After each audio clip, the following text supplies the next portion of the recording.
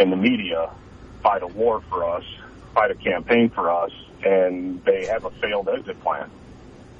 I mean, the people I really feel the worst for are the Afghan people themselves that had 20 years of being liberated from the Taliban. It's going to go back to the same old same, and we're going to sit by with our proverbial hands under our seats and do nothing again. And Bobby, tell everybody the story of you over there. Was it Afghanistan where you were deployed to? Yeah, that was my last deployment where I was injured. Tell people the story, please. Well, we did convoy security missions. We would protect the Afghan national trucks driving up and down the road to keep the Taliban and the insurgents from attacking them. And we were out at, a late night, early morning mission, whatever you want to call it. And we had our scout truck was engaged had been engaged by small arms fire. My vehicle was a quick reaction force vehicle. I was the machine gunner in the truck. We took off, tried to get to our comrades that were being engaged by the enemy, and we ran over a 600-pound IED buried in the road. Basically, black powder and whatever else they could put together to bury in a pipe under the road and detonate it. And I was injured in that incident, had some pretty significant injuries, medevaced out to Germany and then sent back home, and then the Army decided they broke me too much and I didn't play well with others, so they medically retired me. It was a 4-year struggle to get Humpty Dumpty, find enough super glue to put me back together. Mm-hmm. And from that point on, I knew my career in the military was over. I was going to be medically retired, and left a lot of my brothers and sisters there to continue the mission, which they did. Our unit was one of the very fortunate ones that we took a black eye and a bloody nose, but we brought every soul home with us from that mission without any loss of life. I'm not saying we didn't have a few people like myself injured, but everybody came home to hug their kid and their wife, their mom, dad, again. And Bobby, I know it was, when you say it was a struggle, it was, 4 years to put Humpty Dumpty back together. That was how significant the hit that you took was, coming off of that, taking almost the direct impact of that roadside bomb, given where you were and on the outside of that vehicle as the machine gunner. So, and you were saying you were hauling butt to go help your Afghan fellow soldiers who were taking attack fire. Did you get to personally know a lot of these people now? That is the banging point for everyone out there. The thing that cannot be defended is the fact that this execution of this exodus from us was so desperately messed up. I can't even find the words right now. When you look back, I mean, are there faces of your Afghan compadres that you see right now when you close your eyes that are probably still there, led to slaughter? Yeah, I mean, there were people who were nothing more than a truck driver that we would sit down with we call them Terps. They were our interpreters. They would sit down with us before every convoy mission, and they would talk to us about the areas that we were going to be traveling through, the areas they'd come from and to, and what they were seeing there, what they were seeing as far as buildup of, Taliban or insurgent forces. And the interpreters were supposed to be taken care of. I don't know if all of them have been given their visas hall pass to come, right, to come here, like they were told they would.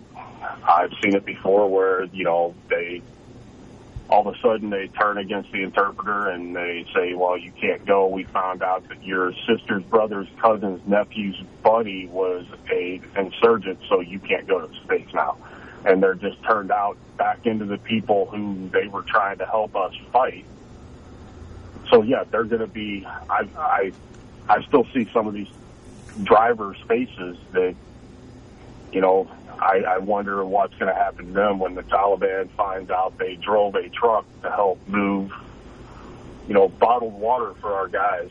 You know, they'll be executed. Right. And I guess it's that this footage is not going to make the media, but I guess we're getting inside sources that this is happening right now, the door-to-door activities that happened last night, because the Taliban do have a full list of many of those people who stepped in some form or fashion to help either, any of the forces. Of course, we had the British over there as well. As a matter of fact, in the left behind, we have probably more Americans right now, American citizens that are still in that now enemy territory.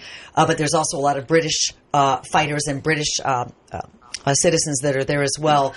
By thousands of those, but then the tens of thousands of the Afghans who are now in the most dire, desperate situation of their life. Bobby, if Sunday morning quarterbacking this, for lack of any other way to put it, what the hell happened?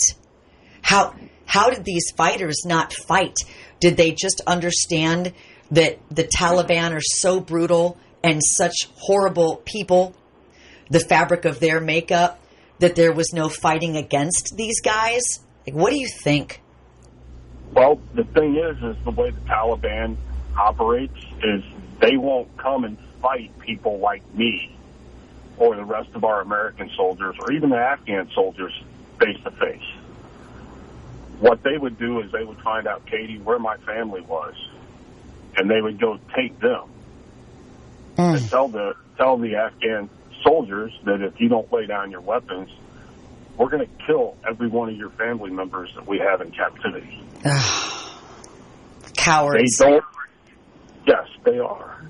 They won't stand and fight. They just use brutal, terroristic tactics.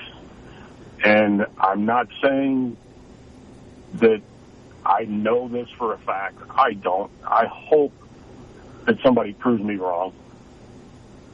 But in less than 10 years, we're going to have the resurgence of Al-Qaeda.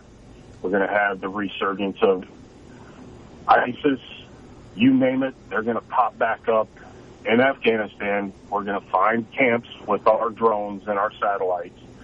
And I hope I'm wrong, but I can almost guarantee you that's what's going to happen, because Afghanistan is a very, very poor country.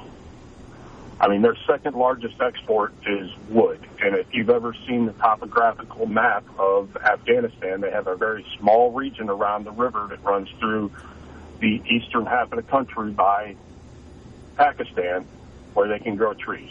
Their biggest export is opium.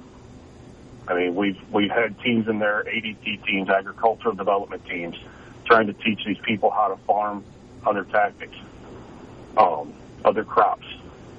Corn and soybeans and wheat do not pay as well as opium when you've got the black market for that can ship it all over the world. And the Taliban will take control of all that again, and that's how they keep power, is they've got the money, and they will get support from countries like Iran.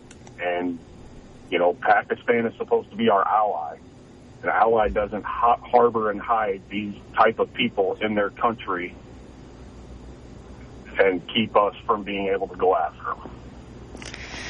So the big question, when Joe and I opened the show, the only two words I can even conjure up is, what now? What now? What the heck do we do?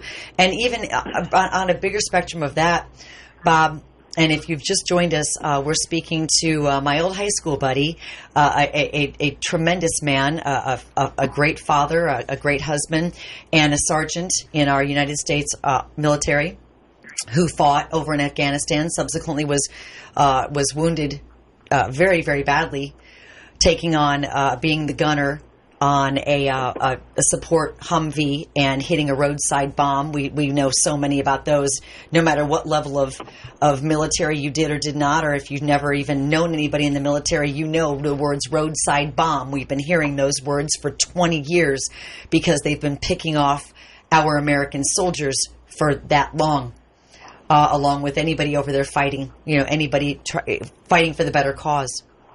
So when we look at this, is there really, when Biden came out yesterday and did his fluff piece, I'm sorry, he might as well have written that in an op-ed and tossed it on the Washington Post. That's about all that was good for, in my opinion, when he stood at that podium yesterday. It said nothing. It said nothing of significance or substance. No one's afraid of this guy anyway. Ooh, if you hurt us, we're going to come get you. No one believes that. So having said that, is there anything now that the commander-in-chief can say to help the United States military understand that what you did have meaning, did have purpose? After the speech he gave yesterday, there's not much he can say that's going to make anyone feel any better. Honestly, right now, the only people that could say anything to help encourage our military members that are still out there fighting the fight, still they still sign that check up to and including their life payable to the United States public. The only people who can say anything to them right now are their direct line commanders. Anything that comes from the government after the way he spoke yesterday, I lost all respect for him as commander-in-chief listening to that statement yesterday. He had no words of encouragement for our military. All he did was want to point fingers and blame everybody else for his failed policy. He can say it was already set in stone, that we were coming out of there, blah, blah, blah. But just to yank the plug and pull it before he even had a contingency plan on how to get our civilian embassy workers out of the country, it's... Yeah, when you look at the fact that the execution on this so gravely debacled in the fact that you've got people in our United States Embassy trying to find something that will create fire with which they can light secret documents burn them before the Taliban gets there, to which we found out they had a matter of hours to even execute that, is head spinning. I don't even know if we've got the right words for what we have seen playing out. I know we're not going to have the words for, like what you said, we're going to see in the next 5, maybe 10 years. So is there any other, in closing, Bob, because I want you to be able to air what you want to say on this platform, anything else that's weighing heavy on you that you want to get out there and you want people to hear? If you know a veteran, if you know a service member, I don't care if they're family, if they're friends, if they're just somebody you've met in passing, check on them, because some of us are not doing so great dealing with this. My biggest thing is, besides our service member, are those poor women and little girls that were educated in Afghanistan in the 20 years we were there, because they were allowing their women and children to get back to work, get an education, go back to school, learn things. Now they're going to be put back in their burqa, and they're probably going to be beat or stoned because now they can read and they're educated. That's how the Taliban deals with these things.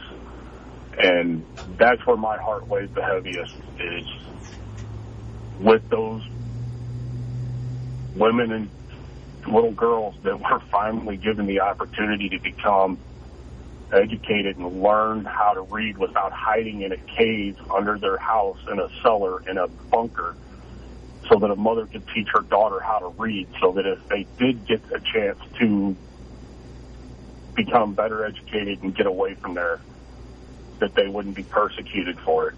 And now it's going to be, I'm just waiting to see what's going to happen. But if you do know a veteran, if you do know a service member, please check on them. Some of us are not dealing with this great. Some of us handle it better than others. But check on them. Let them know you love them. Let them know you support them. Because this is going to be another one of those trying moments for some people. And we lose enough veterans as it is a day in this country for the lack of support. So please check on your veterans. Please. Bobby, I think that's the strongest point that we've made right here. And I was going to check on you personally myself prior to you agreeing to come on the air with us, which was, again, the fabric of a soldier, such a strong thing for you to do, Bob. And I can't thank you enough. And I hope that a lot of people heard this. And let's reiterate, hug a veteran, find them, hunt them out, so to speak, if you have not talked to a friend who you know who has served and is back here, because we don't know psychologically what this is doing. And like you said, some are going to cope better than others.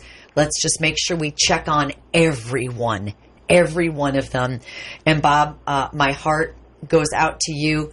You know I love you. Thank you again a million times over for your service, for your personal sacrifice, because it was great. You suffered a lot, as did your family, your wife and your children, I know firsthand. So thank you for being who you are.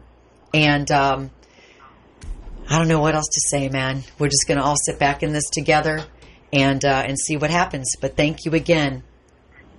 Yes, ma'am. Thank you for having me. And I hope if I did any good, I at least got somebody to go check on their friend, their family member that's a veteran, because it's going to be a rough little patch here because we're going to blame ourselves. I know I do. My wife threatened to smack me upside the head today because I said, you know, I just feel like this is a failure. And she smacked me in the head, told me I hadn't had my coffee yet. Shut up and get my coffee. And Good for her. Good for her. We can only hope and pray, Bobby, that all those out there feeling like you do have someone with the strength of your wife to stand up and do that.